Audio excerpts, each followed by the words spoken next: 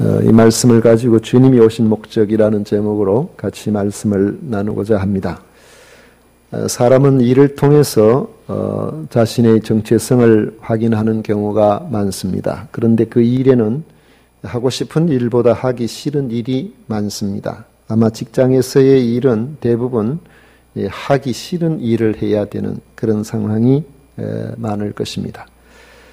직장에서 필요로 하는 사람은 하기 싫은 일도 해야 하는 일이라면 적극적으로 감당하고 반드시 해야 할 일이라면 뒤로 미루지 않고 제 시간 안에 해내는 그런 사람들일 겁니다. 그러니 그 일을 감당하는 사람은 스트레스가 많죠. 서울대학교 행복연구센터가 출간한 대한민국 행복지도 2020 자료에 따르면 일주일 중에 어느 날이 가장 행복할까 그 행복지수를 조사해서 발표한 그 내용이 나오는데 가장 행복지수가 낮고 스트레스가 많은 그 날이 여러분 같으면 언제라고 생각하십니까? 그 자체 분석에 따르면 일주일 내내 그것이 누적되어 최대치에 다다른 피로와 스트레스 때문에 금요일 저녁이 제일 행복하지 않다. 그런 발표를 했습니다.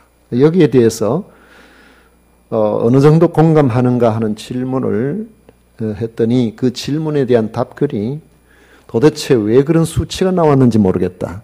그런 이야기를 합니다. 제 하루에 한 주간의 그 어려운 모든 일들을 다 지나고 난 다음에 금요일 저녁이 되면은 마음이 편하고 좋아서 오히려 행복지수가 높아질 것 같은데 왜 그런지 모르겠다는 겁니다. 그래서 다른 연구 결과를 보니까 역시 가장 행복지수가 낮은 시간은 금요일 저녁이 아니고 주일 밤이라고 그래요.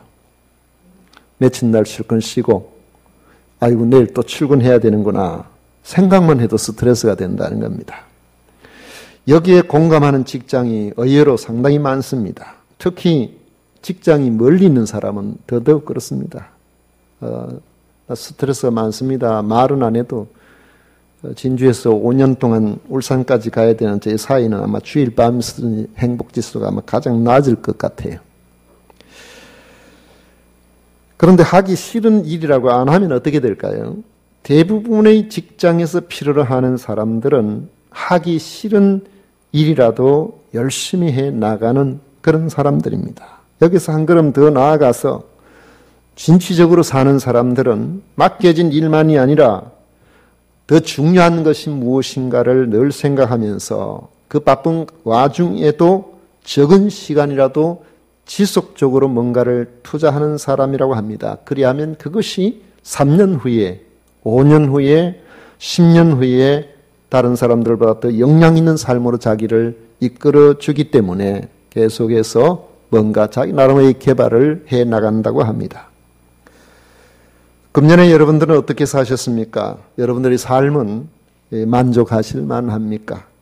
제 생각에는 여러분들이 이 어려운 시기에 지금까지 잘 견뎌주신 것만 가지고도 참 잘 사셨다 그렇게 생각합니다. 여러분들의 신앙생활도 그렇습니다. 잘 견뎌주신 것만 해도 감사한 마음이 듭니다. 그런데 한편으로 생각해 보면 또 이렇게 살아도 되는가 하는 그런 마음이 드는 것도 사실이죠. 간신히 예배만 드리고 교제도 사역도 되지 않는 이런 신앙생활 정말 익숙하지 않는 그리스도인으로서의 내 모습을 보면서 내가 금년에는 도대체 왜 이렇게 지났는가 그런 생각이 듭니다. 그래서 이 코로나 바이러스 사태만 진정되면 교제도 마음껏 누리고 다시 열심을 내어 사역도 함으로 우리 신앙생활의 본연의 모습을 회복할 날이 올 것이다. 이렇게 기대해 보는 것입니다. 그렇다면 그날이 오면 재빨리 우리가 일상으로 바로 돌아갈 수가 있을까? 과연 우리가 자유롭게 되면은 이전의 신앙의 모습을 금방 회복할 수 있을까? 여러분 생각해 보면 그것이 아마 그렇게 쉽지 않을 것 같습니다. 왜냐하면 우리는 어떤 일에 대한 거기에 익숙해져 버리면 그 익숙해져 버린 일의 관성이 우리에게 오래 남기 때문에 그런 것입니다. 우리가 충실하게 예배에 감당하지 못하면 처음에는 내가 이러면 안 되는데 싶어도 반복되다가 보면은 어느 날 그것이 익숙해져 버립니다. 이것이 1년, 2년 지속되면 이런 상황이 오히려 우리의 삶에 자연스럽게 되어버려가지고 나중에 우리가 열심을 회복하려고 할 때에 쉽지 않을 수도 있다는 생각을 해봅니다. 그렇게 되지 않도록 하기 위해서 우리가 지금도 지속적으로 해야 할 일이 있습니다. 주님이 어떻게 하셨는지 그것을 보면서 답을 구해보려고 합니다. 38절에서 예수님은 이렇게 말씀하셨습니다. 우리가 다른 가까운 마을들로 가자. 거기서도 전도하리니 내가 이를 위하여 왔노라. 예수님은 제자들에게 우리가 다른 가까운 마을들로 가자고 하시면서 거기서도 전도해야 한다고 하셨습니다. 그리고는 내가 이를 위하여 왔노라. 그렇게 말씀하셨습니다. 이 구절에서 예수님은 자신이 이 땅에 오신 목적이 무엇인지를 명확하게 밝히셨습니다. 허물과 죄로 죽은 영혼들에게 복음을 전하여 구원을 얻게 하는 전도가 예수님이 오신 목적이시라는 것입니다. 그렇다면 예수님을 믿고 따르는 사람들이 우선적인 목적도 예수님과 다를 수가 없는 겁니다. 부활하신 주님께서 제자들에게 하신 말씀이 그렇습니다. 마가복음 16장 15절 16절에 보면 너희는 온 천하에 다니며 만민에게 복음을 전파하라. 믿고 세례를 받는 사람은 구원을 얻을 것이요 믿지 않는 사람은 정죄를 받으리라 하셨습니다. 만민에게 온 천하에 다니며 만민에게 복음을 전파하라. 주님께서 부활하신 이후에 그렇게 말씀하셨어요. 예수님이 감난산에서 승천하시기 전에 제자들에게 주신 마지막 말씀도 전도 사명이었습니다. 사도행전 1장 7, 8절에 보면 때와 시기는 아버지께서 자기의 권한에 두셨으니 너희가 알 바 아니요 오직 성령이 너희에게 임하시면 너희가 권능을 받고 예루살렘과 온 유대와 사마리아와 땅 끝까지 이르러 내 증인이 되리라 하셨습니다. 전도는 그리스도인에게 제일 중요한 덕목입니다. 아무리 시대가 다르고 전도가 어려운 상황이 온다고 할지라도 전도는 여전히 성도에게 있어서 최고 가치입니다. 주님 앞에 서는 날 전도받은 사람은 구원의 복을 누리게 되고 전도한 사람은 칭찬과 상급의 복을 받게 될 것입니다.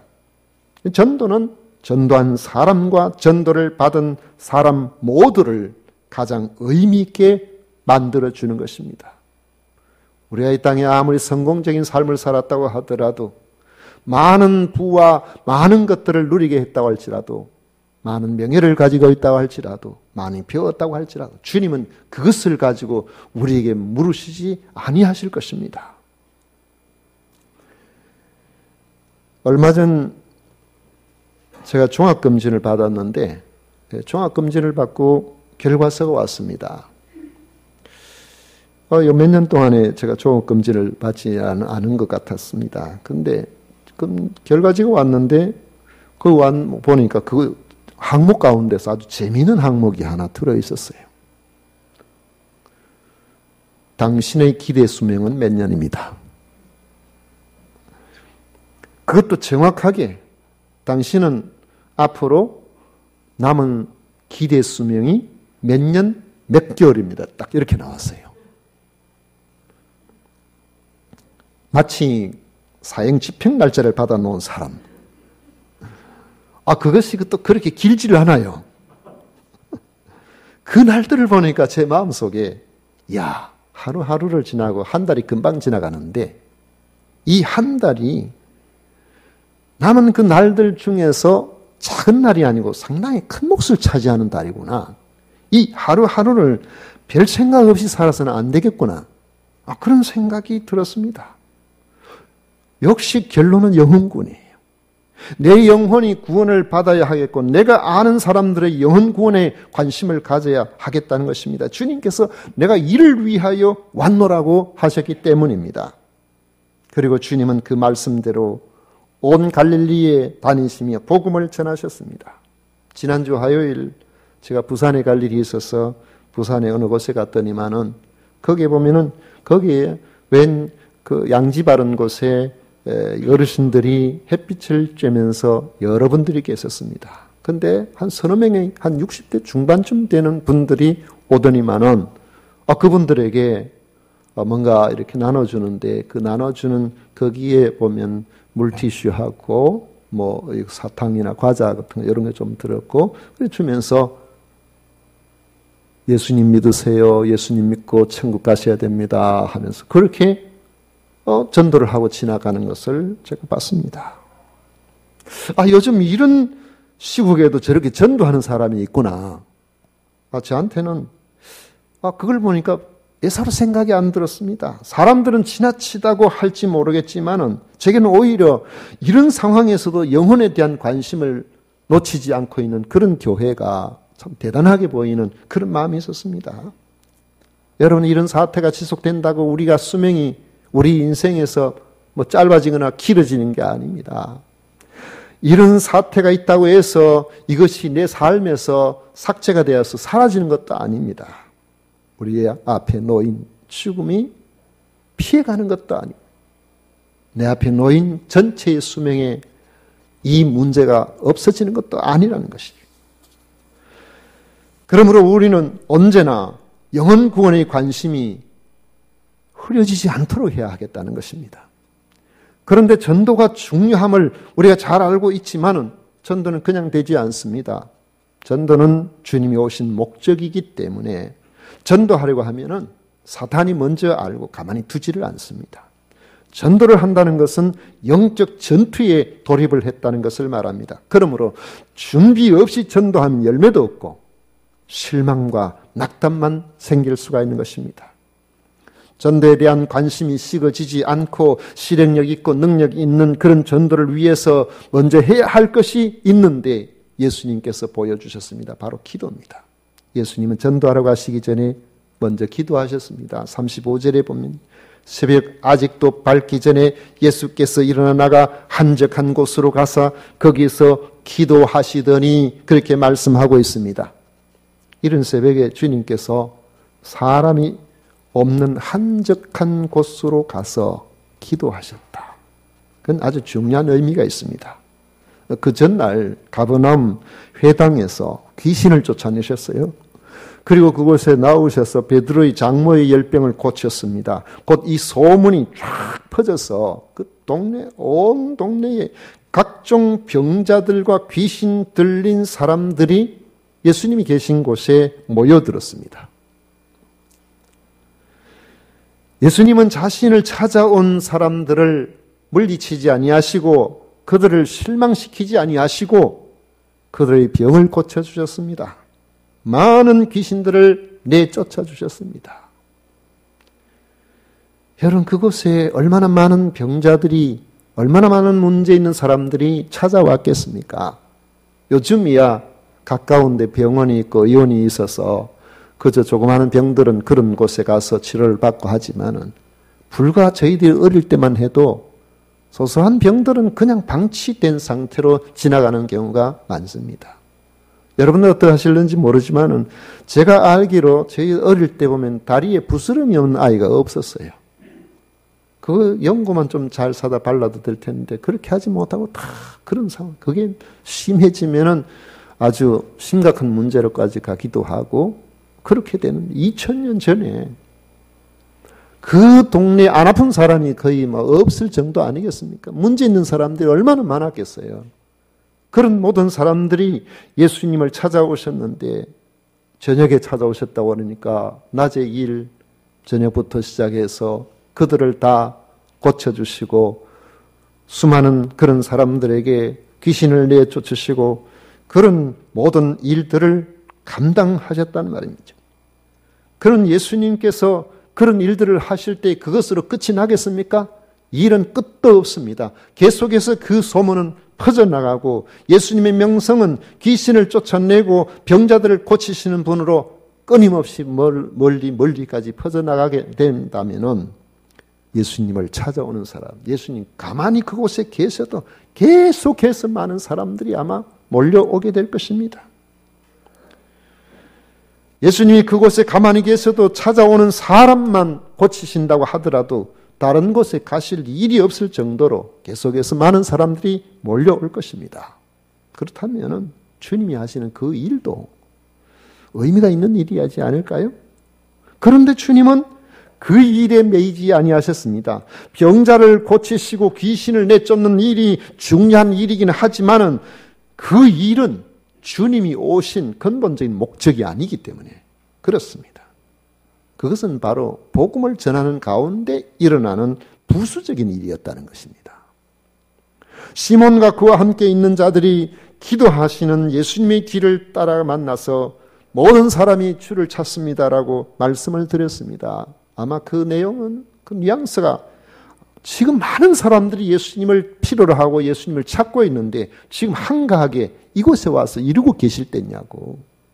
아마 그렇게 느껴지는 것 같아요. 그런데 주님은 모든 사람이 찾고 있다는 말을 들으시고는 그들에게 돌아가시지 않고 오히려 그들을 피하여 복음을 듣지 못한 사람들에게 전도하시기 위해서 다른 가까운 마을들로 가셨다는 것입니다. 어찌 보면 매정해 보일 정도로 주님은 자신이 오신 목적에 충실하고 있습니다. 이것이 어떻게 가능할까요? 바로 한적한 곳에서 기도하셨기 때문에 가능한 것입니다. 기도는 어떤 역할을 합니까? 주님이 기도하신 시간과 장소의 특징은 환경과 사람들로부터 자기를 단절시키는 겁니다. 차단시키는 거예요. 사람들로부터 차단하신 까닭은 그가 오직 하나님께 집중하기 위해서입니다. 누가복음 5장 15절 이하에 보면 예수의 소문이 더욱 커지며 수많은 무리가 말씀도 듣고 자기 병도 고침을 받고자 하여 모여오되 예수는 물러가사 한적한 곳에서 기도하시니라. 그렇게 말씀하고 있습니다. 인간 사회의 여러 환경은 오로지 하나님께로만 집중하게 하는 일을 방해합니다. 요즘 휴대폰이 없으면 어떻게 할 뻔했나 할 정도로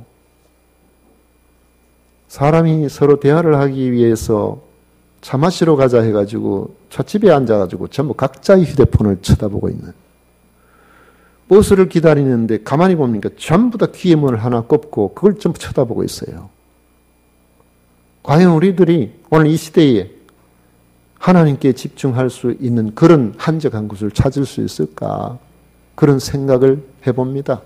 뭔가 계속해서 우리의 관심을 끄는 것들이 눈앞에 늘 어른거리는 그런 시대를 우리가 살아가고 있습니다. 왜 하나님께 집중을 해야 되느냐? 하나님께 집중하는 시간을 갖지 아니하면 하나님과의 분리가 일어나기 때문에 그렇습니다. 하나님과의 분리는 하나님의 뜻을 온전히 받들 수 없도록 만들어 버립니다. 특히 우리들에게 있어서 하나님과의 분리는 하나님이 보시는 것을 보는 것이 아니라 사람들이 보는 것을 보게 만들어 버립니다. 사람들이 무엇을 좋아하는지, 자신이 무엇을 좋아하는지 하나님의 뜻보다는 내 생각, 내 뜻을 우선하게 만들어 버리는 것입니다. 그래서 기도하지 않고 하는 일은 시작은 아무리 좋다고 할지라도 그 나중에는 하나님께서 원하시는 것과는 다른 방향으로 가버릴 가능성이 대단히 높다는 것입니다. 또 기도한다고 하면서도 오로지 하나님께만 집중하는 기도가 아닌 그러한 기도라는 이름은 같아도 기도 역할을 하지 못하는 이런 상황이 벌어질 수도 있습니다. 오래전 이야기입니다만은 그때만 해도 기도의 열심이 상당히 있는 그런 시대입니다. 금요일 저녁만 되면은 많은 성도들이 산기도를 다녔습니다. 기도원에 여기저기 가서 그렇게 올라오는 사람들이 얼마나 많은지 이 산 저 산에서 주여 주여 부르짖는 소리가 이 산 저 산 메아리를 칠 정도로, 가다가 보면 뭐 부시럭해서 옆에 보면은 그 캄캄한 밤에 옆에 사람이 바위 밑에서 기도하고 있고 나무 밑에서 기도하고 있는 그런 때입니다. 그래서 전도회, 남전도회 기간에서도 한 달에 한 번 정도 혹은 때로는 뭐 열심히 있을 때는 매주 금요일 되면은 기도원에 기도하러 올라갑니다. 기도하러 가면은 한두 시간 이제 기도하고 내려오는, 가는 시간, 오는 시간이 있고, 그 다음날도 일을 해야 되니까, 주로 이제 그렇게 하는데, 그때 기도할 때 보면은 그냥 기도하는 것이 아니고, 그야말로 막 소리 내어서 온몸에 땀이 흐르도록, 나중에 그렇게 한 30분, 1시간 기도하면은 창자가 끊어지는 것 같아요. 이 배가 막 땡겨가지고. 그런 이제 기도하고 내려오면은, 산에서 이제 쭉 내려올 때에 어느 집사님이 말씀하시기를, 이제 좀 시원하다 그래요. 한 주간 있다 답답했던 거 이제 다 풀어놓고 나니까 이제 마음 좀 시원하다. 그러면서 먼 길 먹으러 갈까요? 뭐 하러 갈까요? 이제 새벽에 어디 밤참 하는 데 있으면 이제 출출하니까 그래 하고, 그게 하나의 근데 패턴이 되어 있는 그런 열심이 그 시대에 있었어요. 근데 기도를 하면서, 이렇게 하면서 그 기도 속에서 그 기도의 역할이 열심은 있었지만은 제대로 된 기도일까? 좀 그런 고민이 좀 되긴 돼요. 왜냐하면은 그냥 막 쏟아냈는데 주님이 내게 뭐라고 말씀하시는지는 관심도 별로 없었고, 속만 시원하게 해가지고 내려오는 거예요.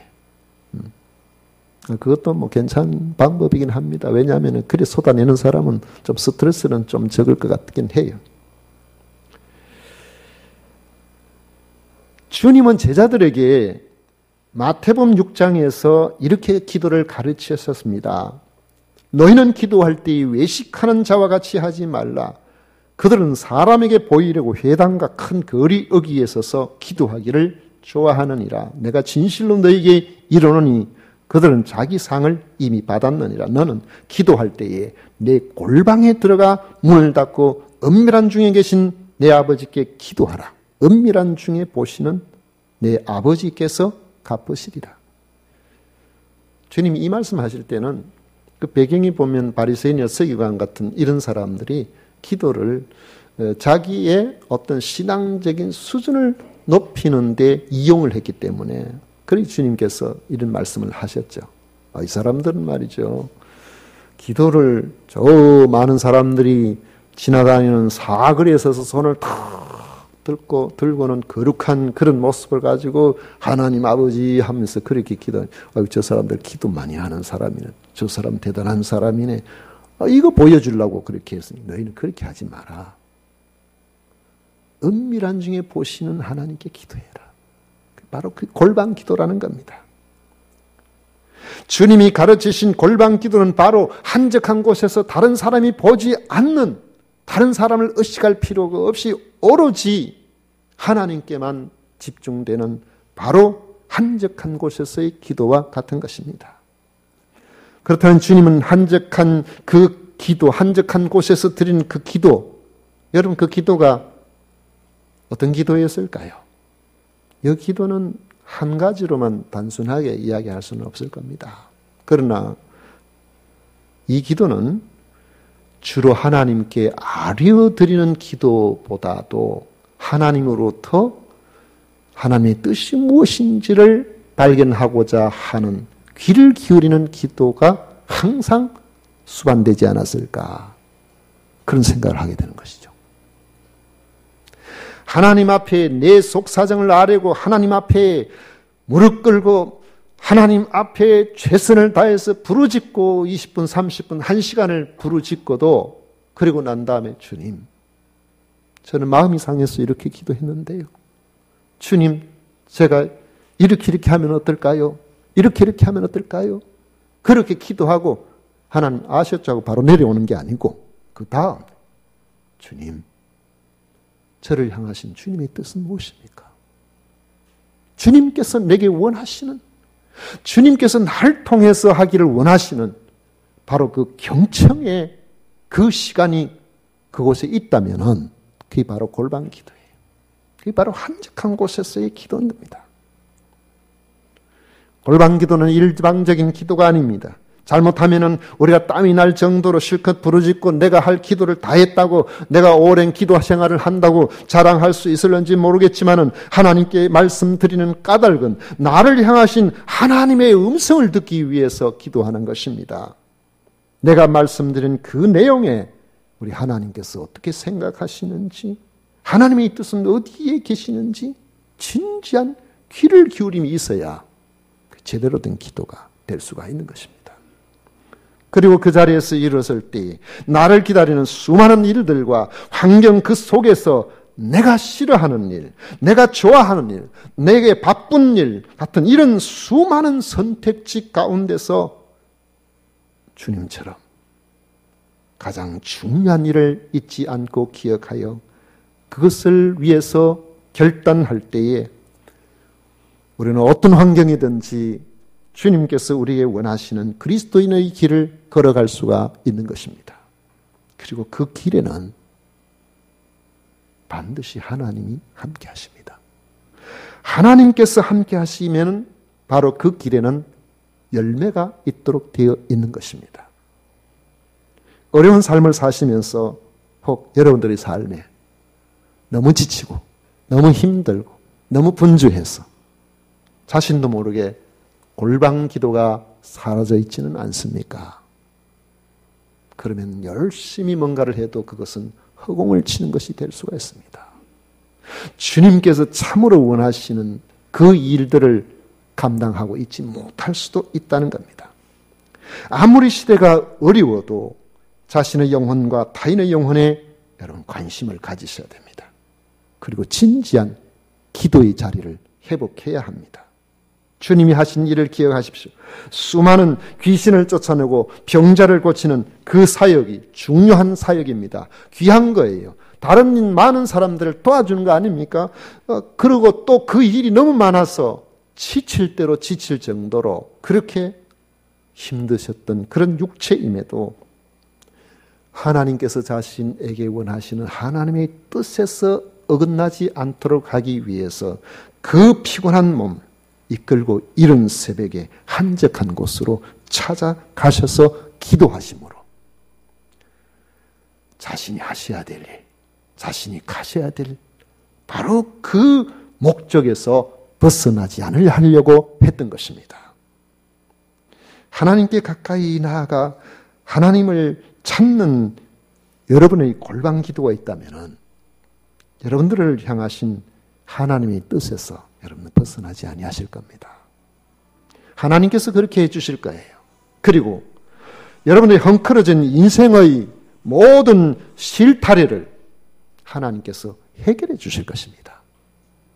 우리 사람이 어떤 일들을 해보면은 실타래 같이 엉클어져 있을 때에 그거 풀어보려고 자꾸 더 엉클어지는 그런 경우가 있어요. 다 너무너무 많이 엉클어지면 어떻게 해야 됩니까? 못 쓰죠. 엉클어진 것을. 그런데 때로는 어떤 이들은 엉클어진 그 실타래를 풀려고 하지 않고 가만히 지켜봅니다. 도대체 이 엉클어진 실타래의 그 끝이 어디에 있는가? 그럼 마침내 그걸 발견하게 되면은 그걸 잡고 이렇게 하면 쑥 달려 올라와요. 엉클어진 한순간에 이렇게 풀려진다고요. 하나님께서 여러분과 함께 하시고 하나님의 뜻을 여러분들이 분별하시고 그 안에서 골방 기도를 회복하시기 시작한다면은 그 속에서 하나님께서 그렇게 해 주실 겁니다. 그러면 우리 인생의 삶이 어떠하든지 간에 하나님께서 인도하시는 귀한 삶을 여러분들이 살아가실 수 있을 겁니다. 이럴 때일수록 우리가 골방 기도를 회복하셔서 앞으로 코로나 바이러스 사태가 끝나고 났을 때 여러분의 삶이나 여러분의 신앙이나 모든 것이 한순간에 제자리로 돌아갈 수 있는 이런 축복이 함께 하시기를 바랍니다. 기도하겠습니다. 고마우신 하나님 아버지 감사합니다.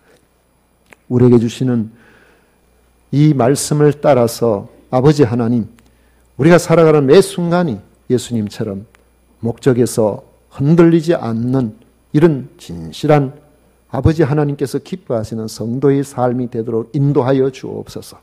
너무나 바빠서 또 여러 환경이 어려워서 아버지 하나님과의 온전한 관계를 갖지 못한 부분들도 있습니다. 아버지, 우리 모두가 골방 기도를 회복하여 하나님께서 기뻐하시는 이런 하나님의 사람으로 아버지 하나님 온전히 하나님 기뻐하시는 성도의 길을 잘 걸어갈 수 있도록 인도하여 주옵소서. 함께해 주실 줄 믿고 예수님 이름으로 기도드리옵나이다. 아멘.